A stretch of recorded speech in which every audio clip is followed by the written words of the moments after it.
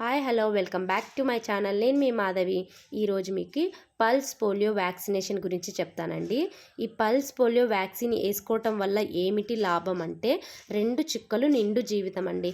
2 చుక్కల polio vaccine వేయించుకోవటం వల్ల మన పిల్లలకి పోలియో మైలైటిస్ అనే భయంకరమైన వ్యాధి నుంచి మన పిల్లల్ని మనం కాపాడుకున్న వాళ్ళం అవుతాము.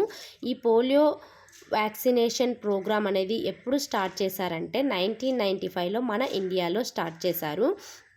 ఏజ్ గ్రూప్ వచ్చేసి ఎవరెవరికి ఈ వ్యాక్సిన్ వేయాలంటే 0 to 5 years ఉన్న పిల్లలందరికీ వ్యాక్సిన్ వేయాలి.